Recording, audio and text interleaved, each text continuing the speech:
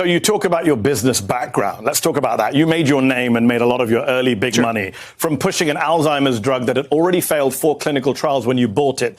You then talked it up on CNBC, in Forbes, on the cover. Your company's subsidiary shot up by billions in value when it went public in 2015. But then the drug failed its phase 3 trial on your watch. The company lost 75% of its value in a single day. Ordinary investors like the California State Teachers Pension Fund lost hundreds of thousands of dollars. But you cashed out beforehand via your parent company to the tune of, I believe, over $37 million. Your critics say it's a classic pump and dump scheme. What do you say to them? Yeah, Mehdi, that's the standard opposition research during politics reading line. Anybody in the biotech industry knows this story very well. 99.7% of Alzheimer's drugs have failed. That's thousands of drugs. Mine was one of them. But the company I founded, Roivant, developed a range of medicines. And the way I made my money was not through the failure of that Alzheimer's drug. This is one of the pieces of misinformation from opposition research. I could have sold shares in that subsidiary Alzheimer's company, but didn't. So the person who was hurt by that was me. Hold on. But you say this a lot, but you did sell shares in Roivant and you made $37 million. And Mehdi, $37 million. Mehdi, I think you owe it to your audience. Mehdi, I think you owe it to your audience to be accurate. That is shares in a different company, not Axovant. And those shares that I sold are worth, and those shares are worth dramatically more today. So I would have made more money had I held on to those shares. So don't believe what the opposition research purveys through the media. It's not opposition research. We looked at your tax returns, which you very kindly have released. Yeah, exactly. And you made voluntarily released. Because I want to be transparent. You made $300,000 in 2014 on capital gains. In 2015, after the IPO of this Axovant, you made $37 million in capital gains. Yet others didn't make that kind of money. After Mehdi, give me a break. After Roivant, the multi-billion-dollar business that developed 40-plus medicines, yes, I sold shares in that. And that business, if I may actually allow you to know how I made my money, developed 5 FDA-approved therapies that are now FDA-approved today. After you sold one of them is a life-saving therapy in kids. When you were CEO, Another one, were they? They were FDA. Actually, over the time that I developed them, we took them all the way through phase 3, and then we did a $3 billion deal that actually they were approved a year and a half later after you sold the company. Yes, so Mehdi, I'm not going to fault you for not knowing the first thing about biotech because that's not your job. But getting through phase 3 is the final stage of clinical testing before you hand in the application. Yes, my company did a $3 billion deal that actually did make money for those shareholders. And so, yes, I have built Roivant's a publicly traded company, nearly $10 billion public company today that I built as the sole founder from scratch as one of several companies that I've built. So, yes, I have a business record that I'm proud of and will equip me to lead this country. You mentioned stage 3 trials. The Alzheimer's drug failed it after you did a lot of touting of it. You say 99.7% failed. You never said that at the time. Do you have any regrets about how you hyped that drug? I did say that. CEO of Roivant said this week that you hyped the drug. Do you regret hyping it? We did not hype the drug. To the contrary, actually, one of the things that I found this week. Well, I can't speak for what is or isn't. I haven't read any article that you're quoting, so I don't exactly know what you're referring to. The fact that the medicines that I did develop, I'm proud of, and you don't get there without having a number of medicines that you test along the way. And the other thing I will say is our success rate under my watch was higher than probably nearly 99.9% of biotech startups in the last decade. So, yeah, I stand by that record. I'm not afraid of taking risks. That's part of the American spirit. Well, technically, the successes were a year and a half after you sold the company. But we'll get bogged down. Let's talk politics. Mehdi, that's dead wrong. And I would sorry to say you're embarrassing yourself in front of anybody who knows anything about biotech for knowing that phase 3 trials are the final stage. Okay.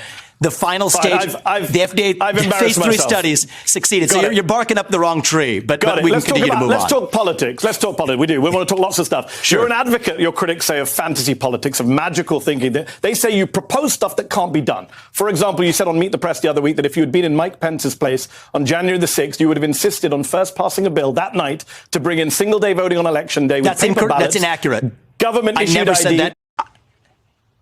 I never said that. Asked you what you would have done on January the 6th, and you said I would have done this. And I said what I would have done differently is that I was precise about the period between, and this is still ambitious, I will admit, but at least let's get my view correct. It is ambitious. Between November 4th and January 6th, I think it was an opportunity for heroism.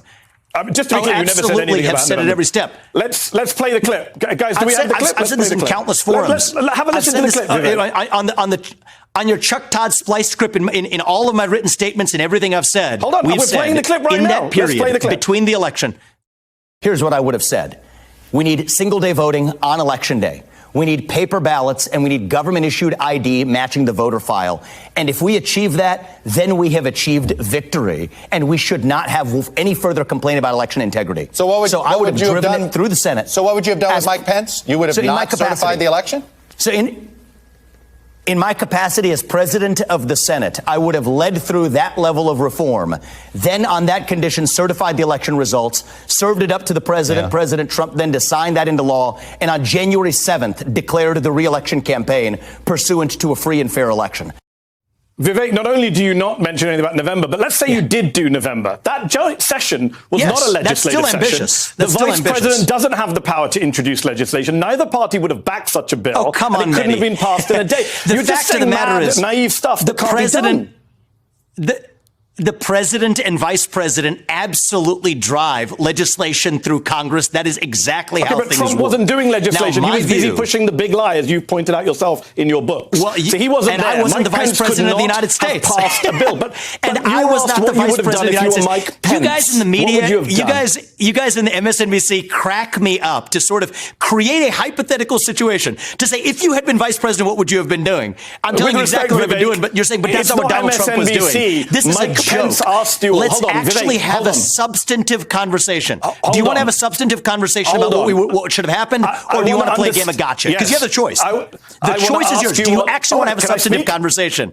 If you do, I'm down to do it. Do you want a substantive conversation? What we need. You said substantive 4 times. Actually, if you want to get a word in, you know, if you're going to speak the truth and ask a legitimate question, have at it. I think it is a legitimate question. Multiple people wondered about your knowledge of how Congress works, suggesting Mike Pence, by the way, on the debate stage asked you if you would have supported what he did. It's not an MSNBC question. It's a Republican vice president question. Yes. So fine, you don't want to answer it. What I'm saying is it was a missed opportunity for heroism, not in one day, but I think that in a period of 2 months. And I think you're a smart guy. You understand this. It couldn't have been done in a lame duck There's Congress, an American Vivek. You're a smart guy.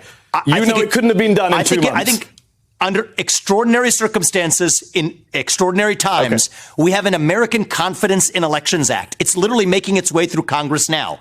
ACE. I support it.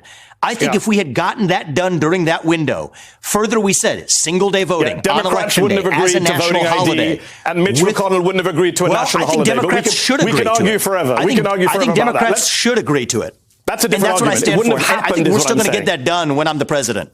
Okay. When I'm the president. Not in some fantasy land where I was vice president in some other year in the historical history. Let's talk about you as president. What I'm running for this is what we're going to do. Let me ask a question so we don't run out of time. Please don't filibuster. I just want to ask a question about when you're president, you said this is your words, quote, if you want to stay out of no-win wars and make America stronger at home, I know how to get that done. Genuine question, Vivek, not a gotcha. How? How do you know how to get that done? With respect, you've literally never done anything like that in your life. I could go out on the street outside the studio, grab someone. They have as much experience as you do of keeping us out of foreign wars. That's not an insult. That's just a statement of fact. No, it's not. Keep our word there. But in return, actually make a hard requirement that Vladimir Putin exit his military alliance with China and remove his Russian military presence from the West. That's the deal that I would do. Again, the fantasy land is why would Putin just agree with you? Why? Because you asked nicely, Putin will hold his word. He'll pocket your concessions and not just carry on. You say you are anti-identity politics, anti-affirmative action in a party that hates the Soros name, yet you accepted a Paul and Daisy Soros scholarship at law school that was specifically set up for the children of immigrants. It was an affirmative action scholarship, and your defense for that is that you didn't have the money to pay for law school, even though you'd already made over $1 million at the time and made another $2 million. My defense of that is somebody gives you a merit scholarship at the age of 24, you take it. At the age of 24, somebody gives you a merit scholarship, you take it.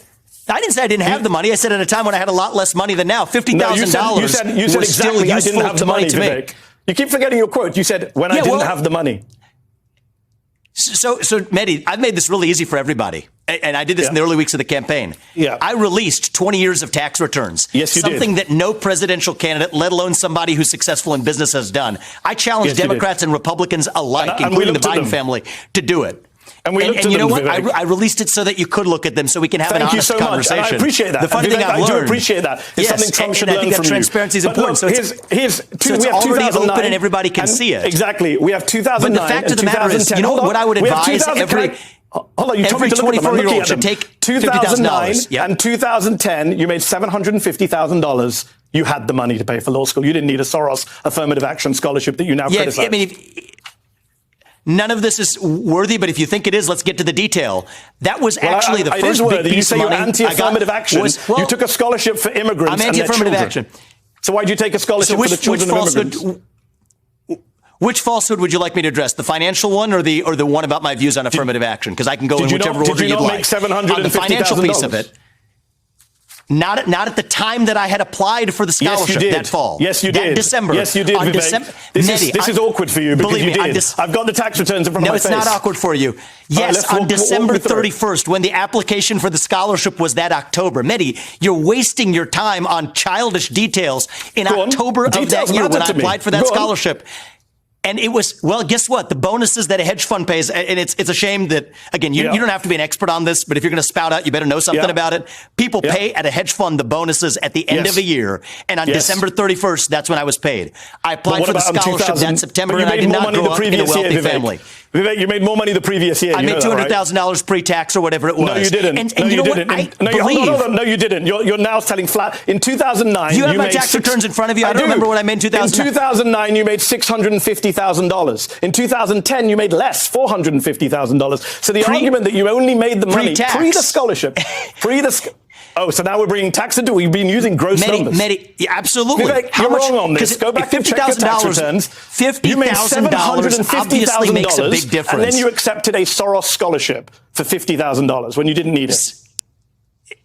Well, you know what the fact is, Mehdi, is $50,000 did make a big difference to me back then. And anybody who has a few $100,000 in the bank is going to take $50,000 without strings attached. Take the scholarship. But my question for you is, why on earth are you, as an intelligent person interested in politics, obsessing over a 24-year-old's $50,000 scholarship? I'm interested in truth, beneath you. We have a country to fix. That you wear. I'm interested in truth. And Mehdi, that's why I released 20 years. Mehdi, that is why I released 20 years of tax records. Tell your friends in the Biden administration to do the same thing.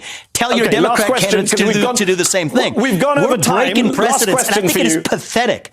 I just think it is sad and pathetic that we have important issues to talk about for the future of a Wikipedia editor who then removed it. So clearly it's something you didn't want people to read about. Last question, because we've gone over time and I respect you. Who also said I was born in India. Who also said I was born in India and misspelled and got my wife's name wrong. So yes, we actually need to correct facts when people are playing this game. Last question. You want me to ask a substantive question? Here's what I worry about most: democracy in this country. I would love substantive questions. Not just under Donald Trump. Yeah. Last question for you. Not just under Donald Trump, but under you, people are worried about authoritarianism. You have preemptively promised to pardon Trump no matter what juries of his peers decide, as well as today extending those pardons to January 6 rioters. You've dismissed white supremacists as boogeymen and unicorns. You want to fire at least half the federal government workforce. That's over 1 million people. You want to remove the right to vote from 18 to 25-year-olds. That's over 30 million people. You want to get rid of birthright citizenship. In fact, you refer to voting and citizenship as privileges when they are, in my view and in the Constitution's view, rights. It's a very anti-democratic worldview. What do you say to people who criticize you for that?